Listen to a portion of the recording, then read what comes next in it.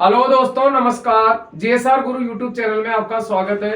अपन आज बात कर रहे हैं हिंदी में, और हिंदी में अपन पढ़ रहे हैं विशेषण। इसका एक पार्ट पढ़ चुके थे। सबसे पहले विशेषण की परिभाषा पढ़े, उसके बाद विशेष्य पढ़े कि संज्ञा व सर्वनाम की विशेषता बताने वाले शब्दों को विशेषण कहते हैं, और जिनकी विशेषता बताई जाती है उसे विशेष्य कहते हैं, और जो विशेषण की विशेषता बताते हैं उसे प्रविशेषण कहते हैं।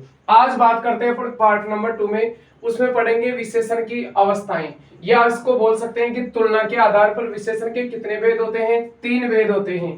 देखो, पहली अवस्था आती है मूलावस्था, कि जहां वाक्य में एक व्यक्ति की विशेषता बताई जाती है लेकिन तुलना नहीं की जाती है, उसे विशेषण की कौन सी अवस्था कहते हैं? मूलावस्था।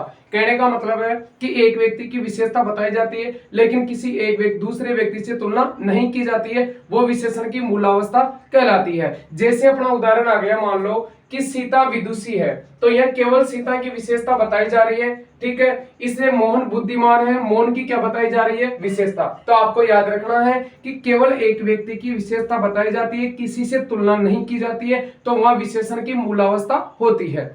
दूसरी अवस्था आती है विशेषण की उत्तरावस्था, कि जहां दो व्यक्तियों की आपस में क्या की जाती है? तुलना, उसे विशेषण की उत्तरावस्था कहते हैं। और विशेषण की उत्तरावस्था में अपादान कारक होता है तथा इसमें तर शब्द शेष रहता है। तर कैसे? जैसे मान लो सुंदर शब्द है, सुंदर तो मूलावस्था है, लेकिन सुंदर में तर जोड़ते सुंदरतर शब्द बन गया, तो सुंदरतर आपकी उत्तरावस्था है। यहाँ उदाहरण की बात करें तो जैसे आपका आ गया सीता गीता से सुंदर है, तो भैया सीता की तुलना गीता से की जा रही है, यह सीता गीता से सुंदरतर है, ठीक है। तो जहां पर आपके दो में से एक की तुलना की जाए, यह शब्द के अंत में तर लगता है, तो वह विशेषण की कौन सी अवस्था होती है? आपकी उत्तरावस्था होती है।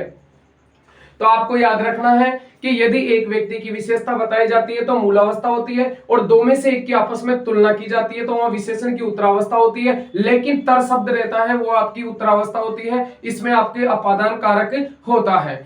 अगला क्वेश्चन आता है आपकी तीसरी अवस्था, उत्तमावस्था, कि जहां बहुत में से एक व्यक्ति की तुलना की जाती है उसे विशेषण की उत्तमावस्था कहते हैं, लेकिन इसमें अधिकरण कारक होता है तथा सम शब्द शेष रहता है। जैसे सभी कवियों में कालिदास श्रेष्ठतम है, यानी कहने का मतलब है कवि कई हैं, उनमें से केवल श्रेष्ठ किसको बताया जा रहा है? कालिदास को। तो आपको याद रखना है, एक व्यक्ति की विशेषता बताई जाएगी मूलावस्था, दो में से एक की तुलना की जाएगी उत्तरावस्था, और बहुत में से एक की तुलना की जाएगी तो उत्तमावस्था होती है। कहने का मतलब है जैसे कक्षा में सीता विदुषी है, यानी कक्षा में कई बालक, उनमें से विदुषी कौन है? सीता है। बालक के लिए विद्वान शब्द और बालिका के लिए विदुषी शब्द का प्रयोग किया जाता है। जैसे मान लो आपका शब्द आ गया सरल, क्या आ गया? सरल।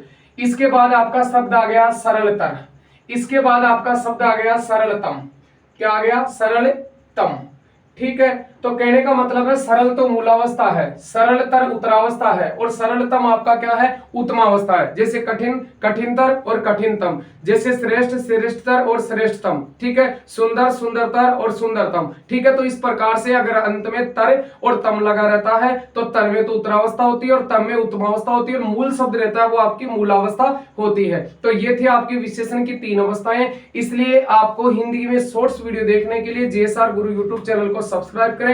जो भी बच्चे शिक्षक भर्ती सीटी की तैयारी कर रहे हैं वो आपको जेएसआर गुरु चैनल को लाइक करना है। थैंक यू, धन्यवाद।